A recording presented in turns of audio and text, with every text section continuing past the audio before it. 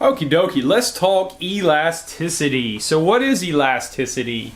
Well, besides being an awesome name, if we think about the law of demand, price of something goes up, coin demanded goes down. Elasticity answers the question, by how much? If we think about the law of supply, the price of something goes up, like your wage, that's the cost of your supply of labor, and that price goes up, you're willing to work more. How much more? Elasticity. So, the first type of elasticity we're going to look at, and it's the predominant type of elasticity, we're going to look at the price elasticity of demand. And so when you hear that, it's a long name, but everything in it means something. It's kind of like in, a football play where they have all these crazy, names and everything means something. It means something that they're going to do. So price elasticity, I told you what elasticity means, of demand. So when we hear demand, we're facing that downward sloping demand curve because we have that negative relationship of price goes up, coin demanded goes down, price goes down, coin demanded goes up. And we're talking about price, so things that are going to be changing is price and its effect on demand. So how much a price change affects the quantity demanded, price elasticity of demand. You'll see this abbreviated a lot of different ways. Economists have different preferences. It all means price elasticity of demand. I do big E for elasticity, and I put a P here for price, and I put demand there. So price elasticity of demand. Other people do it different ways. So the definition of it is some percentage change, and the triangle here is delta, which means change, in quantity demanded, so some percentage change in quantity demanded, given some percentage change in price. So if price goes up or down, that's going to affect the amount of quantity demanded up or down. Now, let's say we have a, 10% increase in the price of some good, let's say Skittles. Okay, most people like Skittles. I like Skittles. Every now and then you got to get some Skittles. And that results in a 20% decrease in the quantity demanded. What does that mean? Well, a 10% increase in the quantity demanded of something, a 10% increase in the price of something. So if the price goes up 10%, and your quantity demanded goes down by 20%, your reaction to the 10% increase in price is to drop your quantity demanded 20%. So that gives us an elasticity of 2. So what does that mean? Great, we did simple math. Well, elasticity is broken down as follows. We have, if an E is greater than 1, that is what's called an elastic response. So that is elastic. If an E is less than 1, that's what's known as an inelastic. Let's illustrate that real quick over here. So if the price of Skittles went up 10%, all right, and your quantity demanded went down 5%, your quantity demanded still went down, but not by as much. So that means that they can raise the price a little bit, but you still really like Skittles, so you're not going to completely come off the Skittles. You went down, but only by 5%, and that is an inelastic demand, 0.5. All right? Now, there's also something called unit elastic demand, where it equals 1. Unit elastic. All right? So that means if we had a 10% increase in the price of Skittles, and we had a 10% decrease in the quantity demanded, that is 1. Meaning unit for unit. You raise my price by 5%, I'm going to decrease my quantity by 5%. That is a quick and easy overview of what elasticity is. It's actually much more complicated than that. We're going to get into it here in a minute in the midpoint method video. So stay tuned. See you in a second. All right, let's work through a scenario using the very basic equation for price elasticity of demand. And that equation is price elasticity of demand equals some percentage change in quantity demanded given some percentage change in price. Now, let's say we have a couple points. So let's go point A and point B.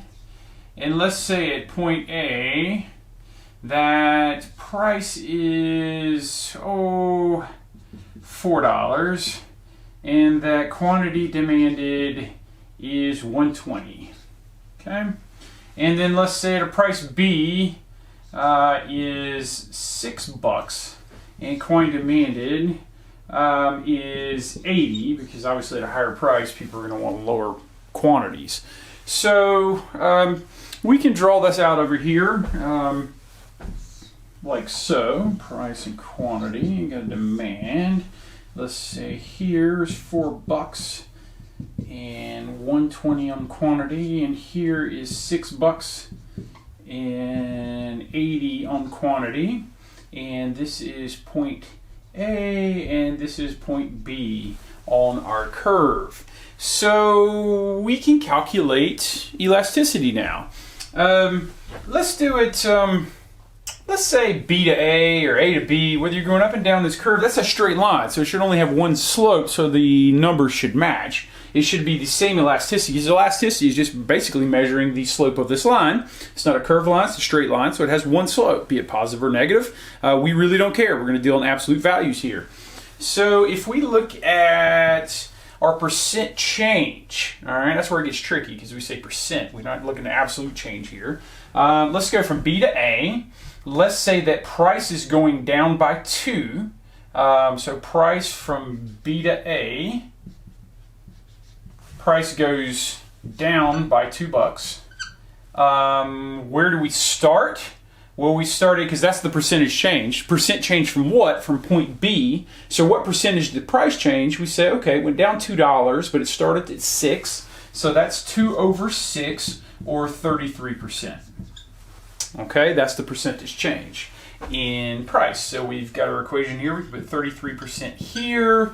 And then we look at quantity in terms of change. We're going from B to A, so we're going from quantity of 80 to 120. So our unit change is 40. Where did we start? We started at 80, because you get what you changed and put it over where you started. That's your percentage change, and you get 50%.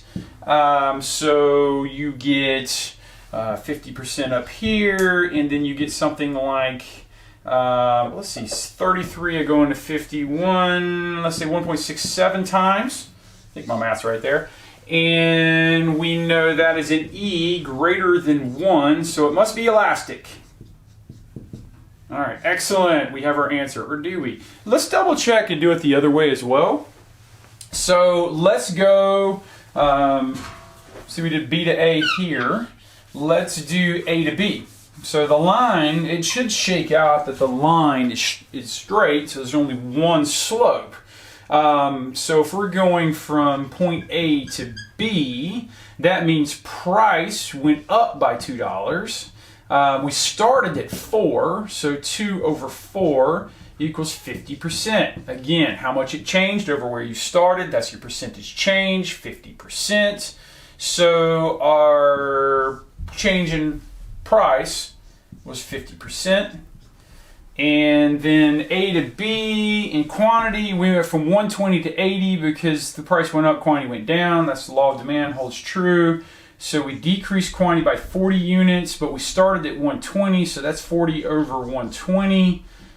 That's 33%. These numbers are the same, but the numerator and the denominator have switched. This can't be good. So that's something like 0.7 or 0.67.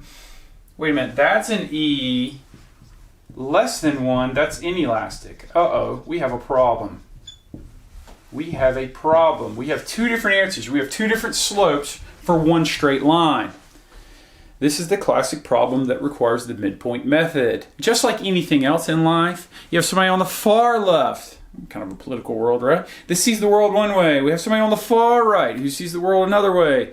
The truth is always somewhere in the middle, and what you have to do is actually take the average of these lines. So the average of these extremes. So how do we do that? Well, we use something called the midpoint method. Pardon me while I erase. So what we find out is this overly simplistic equation, while it does verbatim give you a good definition of price elasticity of demand, it does not explain what all is going on here. So we have to use something called the midpoint method. Now look here, we're going to do the same thing, but different. We are going to take the difference between Q2 minus Q1, so where you end up versus where you start. All right. divided by, let's put some brackets in here just to make it a little cleaner, the average of Q. So Q2 plus Q1 divided by 2, close those brackets please, and then do the same thing for price. P2 minus P1, so that's the difference that we did before, okay? Brackets in there to keep it clean. P2 plus P1 divided by 2, close those brackets please. Now what are we doing here? These are differences. Here's for quantity, here's for price, here's for quantity, here's for price, but what are these? These are averages. Okay, the mean price, the mean quantity. So this is the average difference. So we're taking a look at A and B, but from the middle of this line. We have the average difference. We're looking at the midpoint method, looking at instead of looking from B to A or A to B, we're looking from the middle, from the midpoint, and seeing the slope of that line. It's a straight line, so it should have one slope, not two answers like we had a minute ago.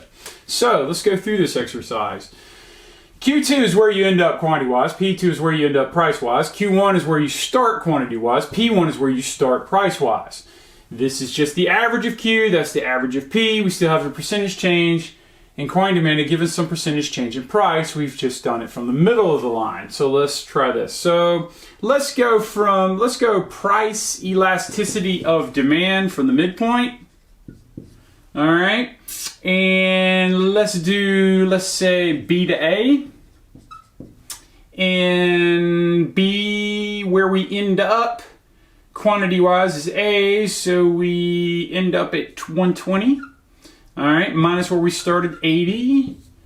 All right, and then we average those two, 120 plus 80 divided by 2, close those parentheses, do the same thing for price. We end up at A, price A, so which is 4, so we minus 6. We don't care, that's a negative, because with elasticity we want absolute value. Divide that to make by the average of 4 plus 6 divided by 2, and we end up, let's simplify, 120 minus 80, that's 40.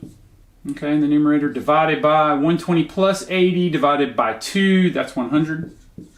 All right, and here 4 minus 6 is negative 2. Again, I don't care about that negative. 4 plus 6 is 10 divided by 2 is 5, and we end up with 0.4 over 0.4, which is 1. So it's neither elastic or inelastic, it is unit elastic. Just for giggles, let's come over here and do the same thing, but go from A to B.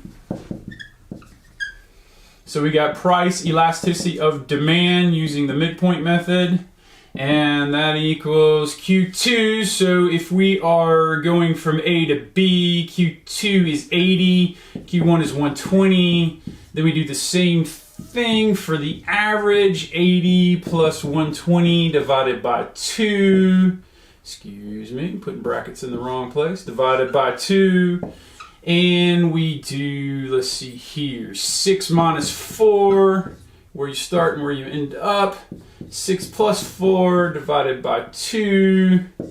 And guess what? You end up with 0.4 over 0.4 equals 1. And when we know E equals 1, we have unit elastic. And you know from the first video, if something's unit elastic, if I increase the price by 10%, you will decrease your quantity demanded by 10%. So to keep yourself out of trouble, make sure you know what the midpoint method is. Now you can repeat the same thing for price elasticity of supply. Remember the law of supply is that if a price goes up, like if your wage goes up, you'll work more, so your quantity supplied goes up. We also have something called cross-price elasticity of demand that I need you to watch the longer video on with a PowerPoint video. In short, if the price of Pepsi goes up, what happens to quantity demanded of Coca-Cola? You say, well, it's going to go down. No, if Pepsi's more expensive, you sell more Coca-Cola. So if the price of Pepsi goes up, the quantity demanded of Coca-Cola goes up because they are substitutes. If the price of hot dogs goes through the roof, what happens to the quantity demanded of hot dog buns? If hot dogs are more expensive, people are buying less hot dogs. If they're buying less hot dogs, they're not buying hot dog buns because, well, it's kind of weird to buy hot dog buns without hot dogs. So the quantity demanded of hot dog buns goes down as the price of hot dogs goes up. That is true because it's cross-price elasticity dealing with compliments. So this video is compliments of yours truly. There's also something called income price elasticity of demand. If something's a normal good, meaning as you get more money, you buy more of it, how much more do you buy of it? Your income elasticity of demand. So notice we said price elasticity of demand here. We said income elasticity of demand there. So as income goes up, you buy more normal goods. How much more? As income goes down, you buy less inferior goods. How much less? So an inferior good, cheap food, top ramen, Spam, stuff like that. You're like, nah, I'm always going to eat ramen. No, you won't. I was there. You're not. You won't. You won't. You'll buy nice Italian food. All right. That wraps up our quick and dirty live lecture on elasticity. Be sure you're doing the reading, watching the PowerPoint full video because it goes through all the examples in the reading, and getting a head start on that homework. There are no shortcuts in this course. If you try to take shortcuts, if you're trying to skip the reading, you're not going to do well. C at best. And C won't keep your life scholarship. And C won't really get you a job over being an A student. So double down, do it right, give it time. Time is the most scarce resource on the face of the planet. Make sure you invest yours wisely. Until next time, see you.